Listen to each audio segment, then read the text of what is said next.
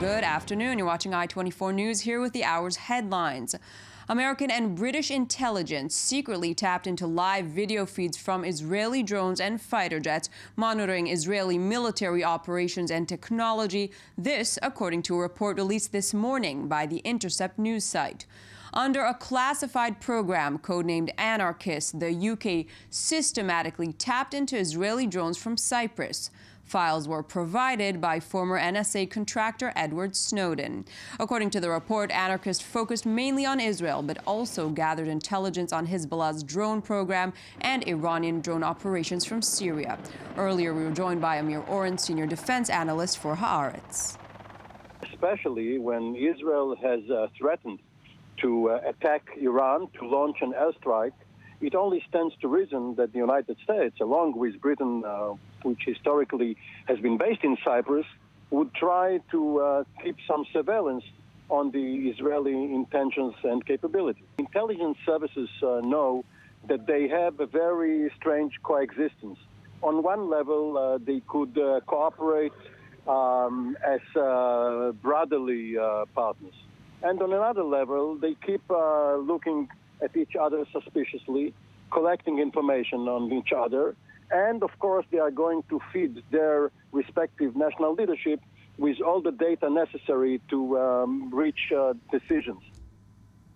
And in the latest on the Syrian crisis, the Saudi-backed opposition group said they won't attend Geneva peace talks without an aid guarantee.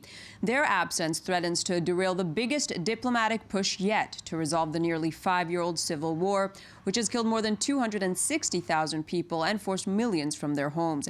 UN envoy Staffan de Mistura addressed the Syrian people. 5 years of this conflict have been too much.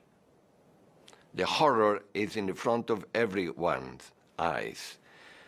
You must know also that we count on you to raise your voice, to say halas is enough, to say to everyone who is actually coming from Syria and from abroad to this conference that there are expectations on them to make sure that their vision, their capacity of compromise and discussion for reaching a peaceful solution in Syria is now, and they need to produce that. You have seen enough conferences, 2 of them already taking place. This one cannot fail. And looking at the inherent refugee crisis, Germany has unveiled plans to add Algeria, Morocco, and Tunisia to its list of safe countries as it tries to curb the growing number of migrants arriving at its shores. While Morocco has responded positively, the coalition proposal still needs approval from the government and parliament. Meanwhile, EU Foreign Policy Chief Federica Mogherini called on European countries to work together. Either we have common responses, as Germany now says very well, both to the migration or refugee crisis or to terrorism. Either we do this together or none of us is able to do this. So for the first time in our integration history, we have the necessity of Europe. And the paradox is that in the moment when we see the necessity, we are putting this into question, which is potentially a tendency to suicide. Because we do have the machine, but we don't start the engine. That is our problem today. And we move to the United States. Last night's GOP Republican debate was overshadowed by Donald Trump's absence, or as host Megyn Kelly referred to him, the elephant not in the room. The Republican frontrunner withdrew after Fox News refused to drop Kelly, whom Trump accused of being biased. Texas Senator Ted Cruz and former Florida Governor Jeb Bush seized the opportunity to poke fun at the billionaire businessman just days before Iowa voters pick their presidential nominee. ABC News has more. It was the final debate before the first votes are cast in Iowa, and the national frontrunner was absent. Let's address the elephant not in the room tonight. Still, Donald Trump's influence was felt. Everyone on this stage is stupid, fat, and ugly. Now that we've gotten the Donald Trump portion out of the way. But Ted Cruz's jokes soon turned tense. Chris, I would note that the last 4 questions have been Rand, please attack Ted. Marco, please attack Ted. Chris, please attack Ted. Jeb, please attack Ted. Let me just say this. It is a debate, sir. If you guys ask one more mean question, I may have to leave the stage. Setting Marco Rubio up for the first of several applause lines. Don't worry, I'm not leaving the stage no matter what you ask me. Just a few miles away, Trump held his own event. And I didn't want to be here, I have to be honest. I wanted to be about 5 minutes away. And said he raised millions for veterans. Will I get more votes? Will I get less votes? Nobody knows. Maybe for him, the less risk was something happening in the debate as opposed to just missing the debates.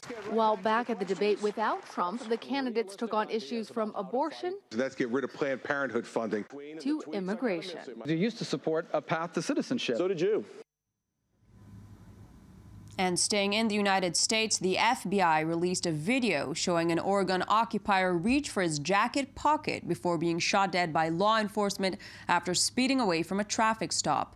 Authorities said 54-year-old Robert Lavoy Finnegan, a rancher from Arizona who acted as a spokesman for the occupiers at the Malheur National Wildfire Refuge, was armed when stopped by police and killed Tuesday afternoon.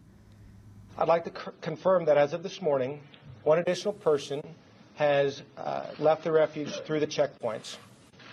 We believe there are 4 people who still occupy the refuge at this time. Since the establishment of the checkpoints, 9 people have left the refuge. Of those 9 people, 6 have been released and 3 have been arrested by the FBI.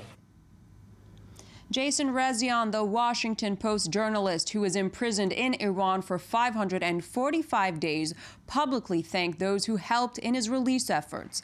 Accused of espionage, Rezaian was freed this month in a prisoner swap that coincided with the lifting of sanctions on Iran in accordance with curbing Tehran's nuclear program. For much of the 18 months I was in prison, my Iranian interrogators told me that the Washington Post did not exist, that no one knew of my plight, and that the United States government would not lift a finger for my release. Today I'm here in this room with the very people who helped prove the Iranians wrong in so many ways.